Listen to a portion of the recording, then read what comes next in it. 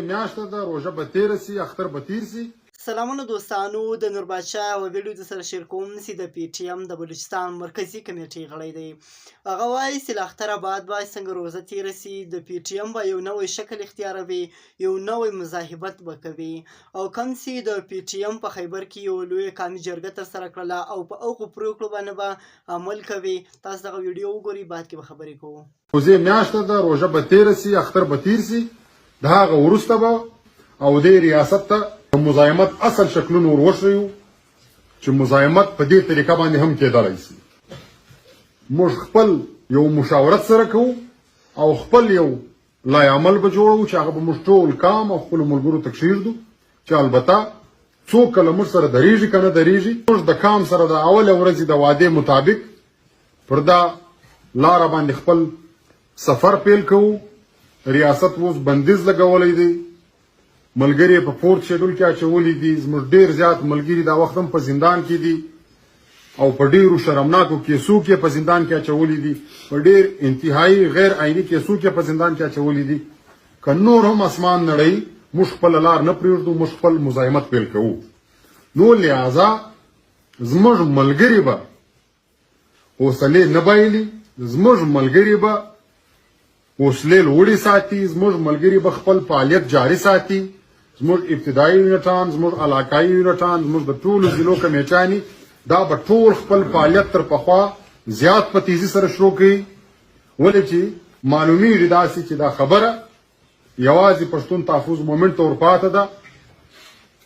د کام دغه سخت پیټې به یوازې موږ او تاسو پر خپلو وژو باندې وړو. نو لہذا د دې دپاره لوړې حوصلې په کار دي. تاسو به خپل فعالیت نور هم تیزوي چې څنګه انشاءالله دغه میاشت او دوې وځي تحریک به تاسو ته نوی لای عمل درکوي. نو د هغه نوي لای عمل دپاره باید زموږ ټول تنظیم ریډي ناست وي چې یو وار بیا موږ خپل د مزاحمت نو د دې دپاره نن موږ دلته راغلي وو چې تاسو ته دا پیغام درکو چې تنظیم هم پر خپل ځای باندې صحیح سلامت دی، تحریک هم پر خپل ځای باندې صحیح سلامت دی، ټول ادارې فعال دي، منظم دي. لہذا تاسو هم خپل فعالیت جاری وساتئ.